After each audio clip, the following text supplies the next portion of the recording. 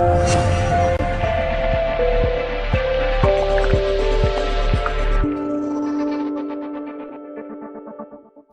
tout le monde, je suis vraiment excitée ce matin, jour 1. Donc, vous êtes à votre premier jour de ce défi 20 jours.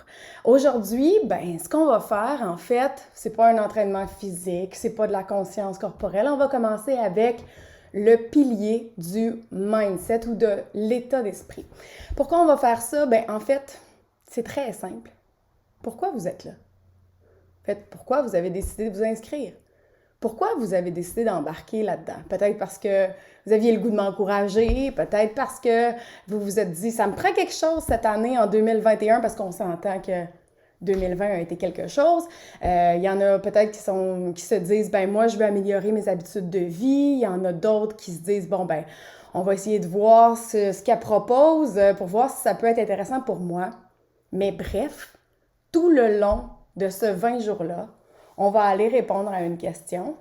La question est votre pourquoi. Pourquoi vous êtes ici? Pourquoi vous êtes venu me chercher? Pourquoi vous avez décidé d'embarquer dans cette idée d'un défi 20 minutes, 20 jours? Parce qu'en fait, c'est assez clair. Si vous voulez que ce défi-là vous aide, si vous avez besoin de cette façon de faire-là, travailler sur la conscience corporelle, l'entraînement et le mindset, en fait, il faut trouver pourquoi. Des plans, on en a tous fait.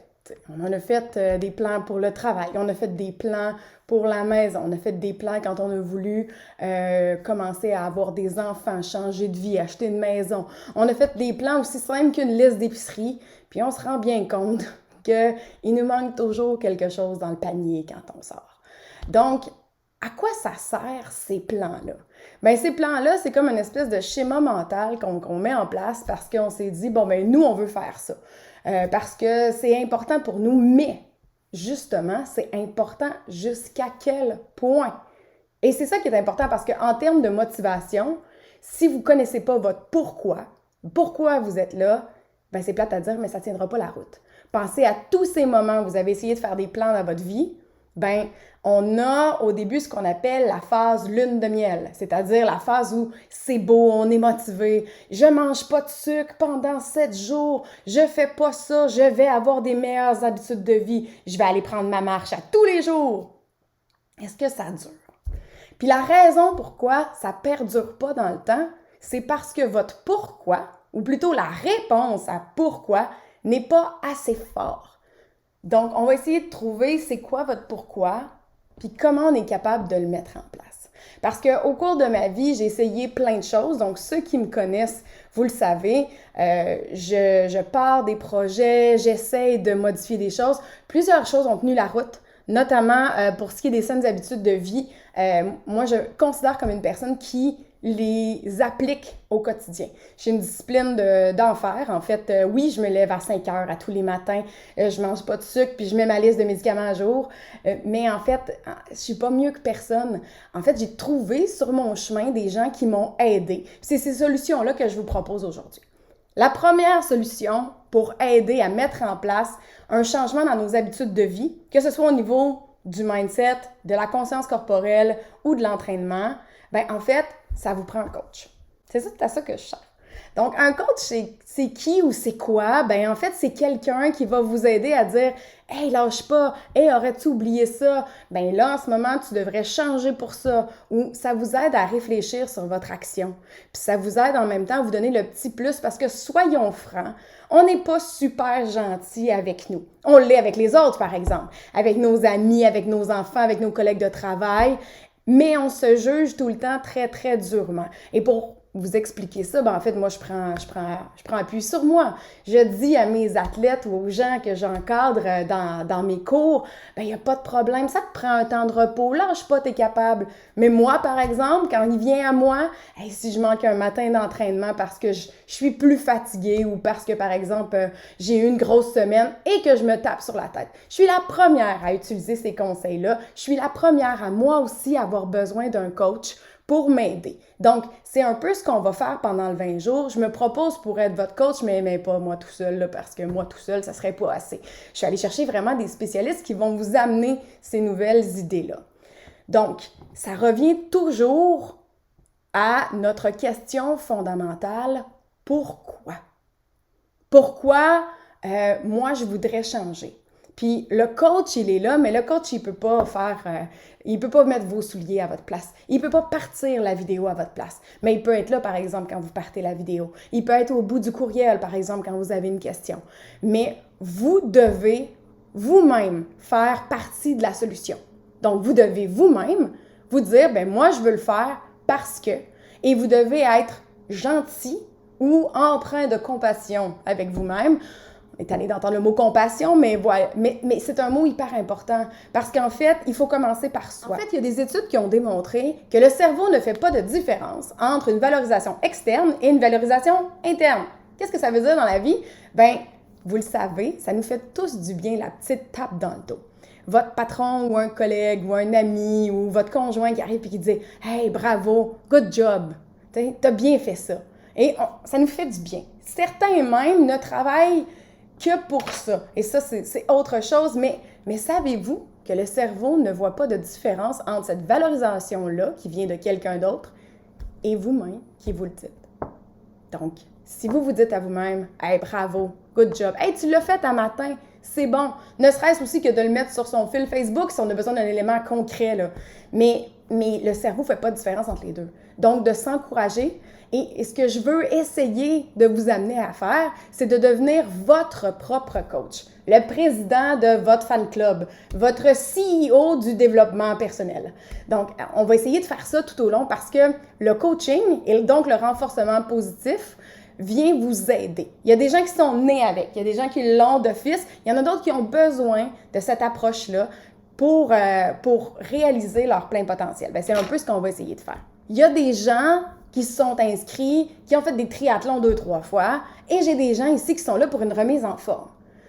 En fait, c'est quoi le lien entre ces deux personnes-là? Bien, le lien, c'est que chacun d'entre vous, vous voulez changer quelque chose. On revient au pourquoi.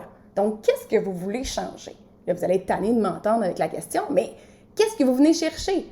Et il faut le faire en lien avec votre personnalité. Donc, je vous ai donné un exemple en entraînement.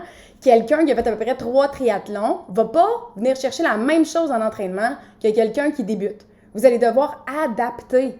Donc, quand on va faire les entraînements de type musculaire, ben vous allez probablement soit augmenter la charge en prenant des plus gros poids ou vous allez peut-être commencer sans poids pour pouvoir le faire.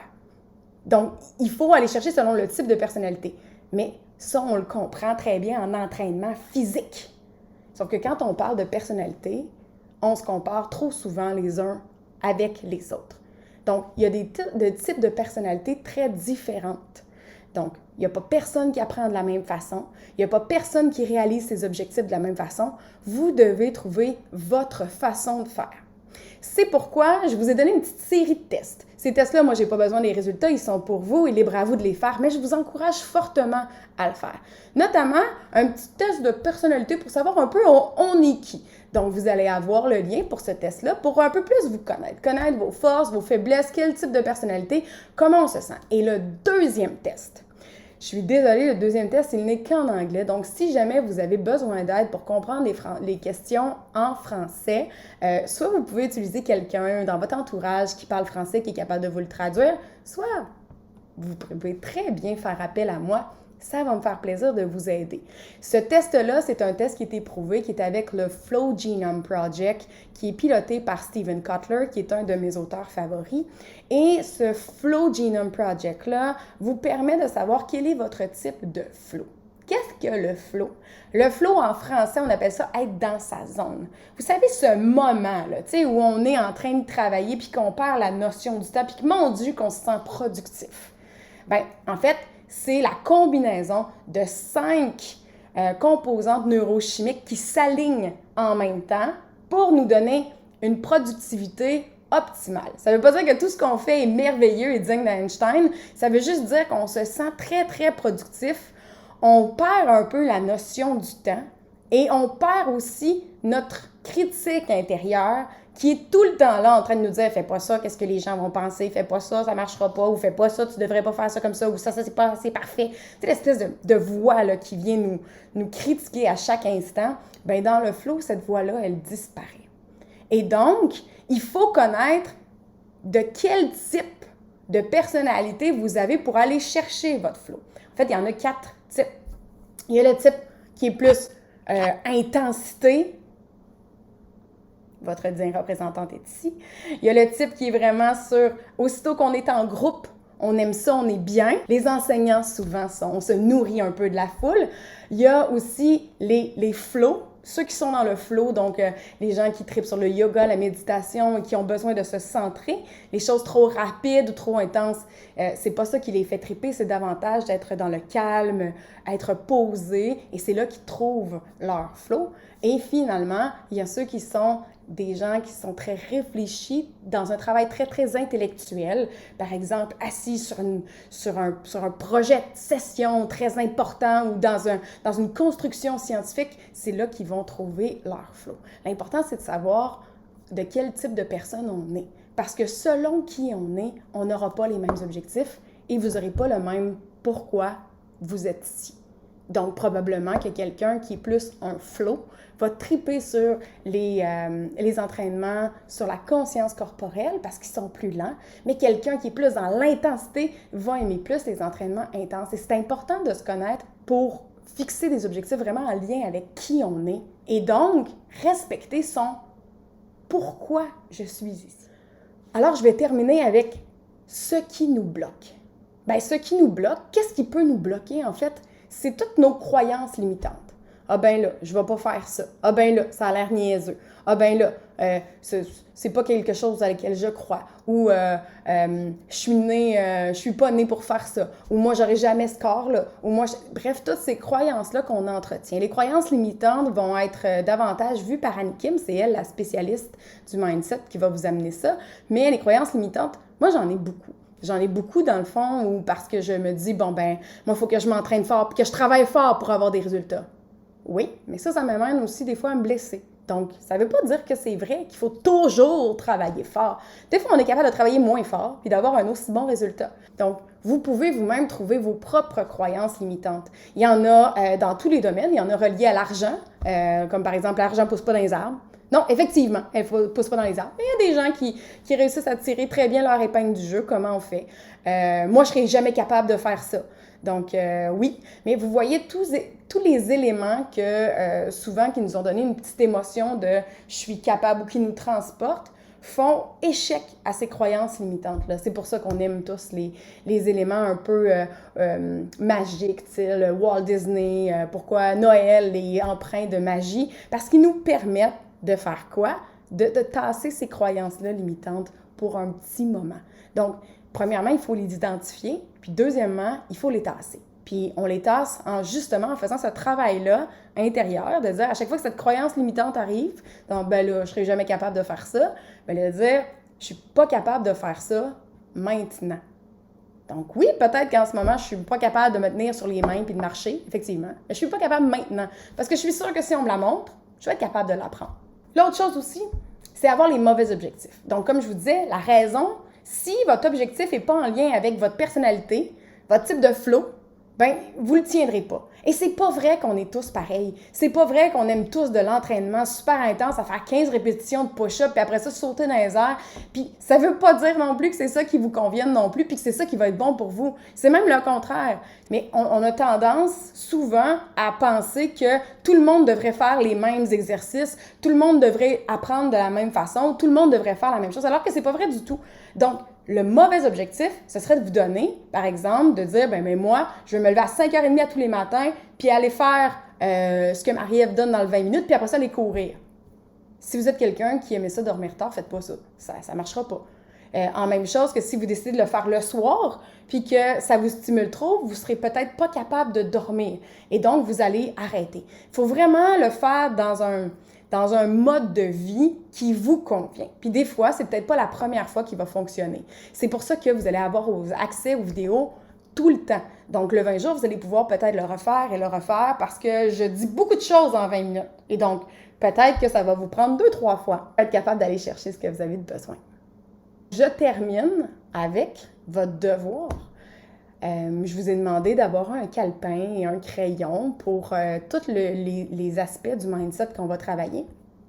C'est bon pour les autres aussi pour noter, ceux qui aiment noter leurs choses. Mais pour le mindset, c'est important de noter.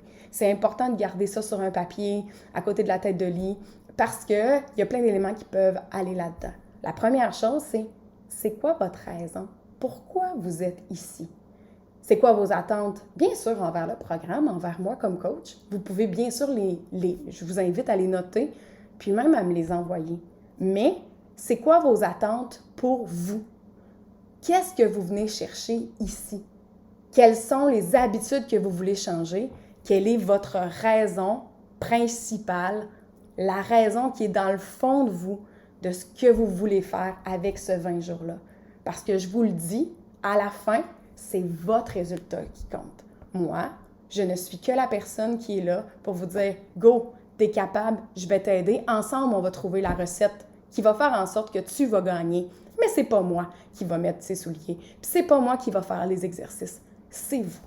Alors, trouvez votre pourquoi, ou plutôt la réponse à votre pourquoi intérieur pour être capable de passer à travers ces 20 jours-là. Et je vous garantis que si les raisons du pourquoi sont assez fortes, vous n'aurez plus besoin de moi après et ça me fera plaisir de pouvoir vous encourager par la suite.